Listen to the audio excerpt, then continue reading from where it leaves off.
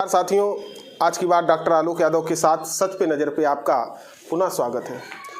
साथियों, आज राष्ट्र में दो चीज़ों की बड़ा महत्वपूर्ण कमी महसूस की जाती है। एक तो युवाओं में चिंतन और दूसरा उस चिंतन को अपने वास्तविक धरातल जीवन में जीना। अगर एक शब्द में हम कहें कि कार और करल का सम्मिश्रण कहाँ मिलता है तो आप देखेंगे डॉक्टर राम मनोहर लोहिया और उनके बाद छोटे लोहिया श्री जनेश्वर मिश्र जी में ये सब कुछ देखने को मिलता है। आज का दिन उनकी पुण्यतिथि है। आज के दिन वो हम सबको बीच में छोड़कर अपनी एक अलौकिक यात्रा की ओर निकल चले।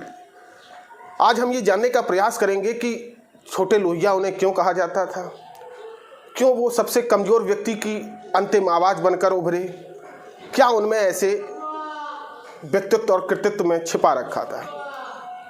छोटे लोहिया जनेश्वर मिश्र जी बागी बलिया में जन्मे थे। बागी बलिया में शब्द इस्तेमाल कर रहा हूँ कि बलिया का स्वतंत्रोत्तर पहले से ही एक बड़ा गौरवशाली इतिहास रहा है आज़ादी के आंदोलन में। लेकिन छोटे लोहिया जी ने अपनी कर्म भूमि इलाहाबाद को बनाया और उसके बाद लखनऊ को बनाया। आप संसद के दोनों सदनों के वरिष्ठ मेंबर रहे और जब आप संसद में उपस्थित होते थे तो विपक्षी भी उनके कहे गई चीज़ों को बड़े गंभीरता से लेते थे। संसद में उन पर बड़ी गंभीरता से चर्चा होती थी। डॉक्टर लोहिया के आकस्मिक निधन के बाद इस राष्ट्र में ये सोचा जाने लगा कि अब कोई ऐसा व्यक्ति भी है जो गरीब, किसान, मजदूरों, नौजवानों, महिलाओं और सबसे कमज़ोर तबके की आवाज़ बनकर उनके दर्द को महसूस करेगा और राष्ट्र को एक नई विचारधारा, समाजवाद को जीवंत करने का एक प्रयास करेगा। उस कमी को पूरा करने के लिए जनेश्वर मिश्र जी अपने संपूर्ण जीवन लगे रहे। जनेश्वर मिश्र जी लोहिया के सबसे घनिष्ठ सहयोगी थे। घनिष्ठता का मैं आपको उदाहरण दूं कि छात्र जीवन से ही जनेश्वर जी लोहिया के साथ जुड़ गए थे। एक बार चित्रकूट की यात्रा पर वो ट्रेन के द्वारा जा रहे थे। कानपुर के साथियों ने चंदा इकट्ठा करके डॉक्टर लोहिया को आने जाने की व्यवस्था करके दी। एक पोटरी में उन्होंने चंदा एकत्रित करके जनेश्वर मिश्र जी को दिया और ये सोचा कि जनेश्वर मिश्र जी अब पूरी यात्रा भर डॉक्टर लोहिया का साथ निभाते रहेंगे। कानपुर से ट्रेन चालू होती है। डॉक्टर लोहिया को यकायक ये महसूस होता है कि उन्हें एक पान खाना चाहिए। वो जनेश्वर जी से अपनी इच्छा को बताते हैं कि मेरी इच्छा है कि एक पान खाना चाहिए। जनेश्वर मिश्र जी अपनी जेब को देखते हैं। उनकी जेब में एक फूटी कौड़ी नहीं थी, परंतु अपने गुरु के आदेश को वो माने कैसे ना। उन्होंने जो भेंट में धनराशि जनता के द्वारा मिली थी उसमें से कुछ सिक्के निकाल कर उन्होंने पान ले आए।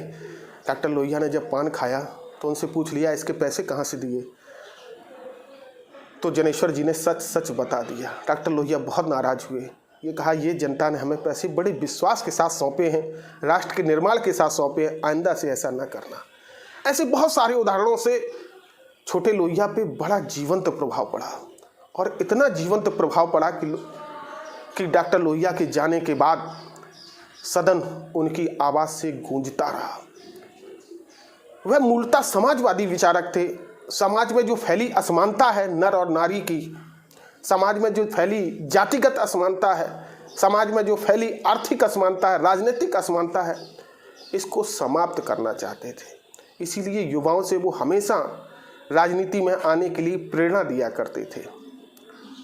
इतने बड़े फक्कड़ समाजवादी थे, उन्हें दार्शनिक कहूँ, फक्कड़ कहूँ, वैचारिक कहूँ, क्रांतिकारी कहूँ, उनके लिए हर शब्द कम पड़ जाता है। राजनारायण जी ने सर्वप्रथम उन्हें छोटे लोहिया के शब्द से संबोधित करना प्रारंभ किया था, क्योंकि उन्हें जहाँ जैसा आवास मिल जाता था, नंगे पैर चल देते थे, सड़क पे सो जाते थे, लेकिन क्रांति के द्वारा आंदोलन को मजबूत रखा करते थे। उनके बहुत घनिष्ठ सहयोगी मुलायम सिंह जी थे।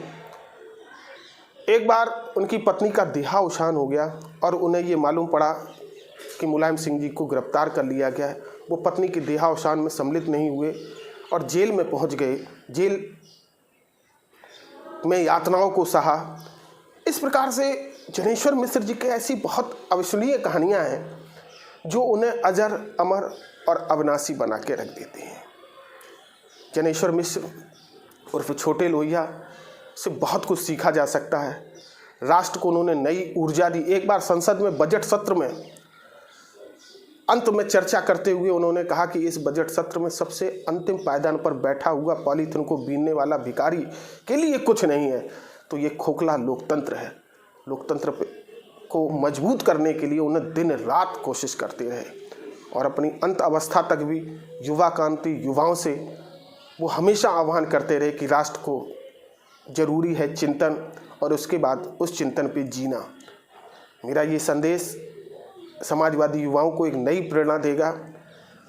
छोटे लोहिया जनेश्वर जी कोई जीवन को जीने का प्रयास किया जाएगा और वास्तव में सच्ची श्रद्धांजलि तभी उनके प्रति होगी जब उनके विचारों पर जिया जाए और समाजवाद की नई परिभाषा गढ़ी जाए, जहाँ पर नर नारी से लेते हुए आर्थिक सामाजिक सारी विषमताओं की समाप्ति की जाए। तभी ये राष्ट्र विश्व गुरु बन पाएगा।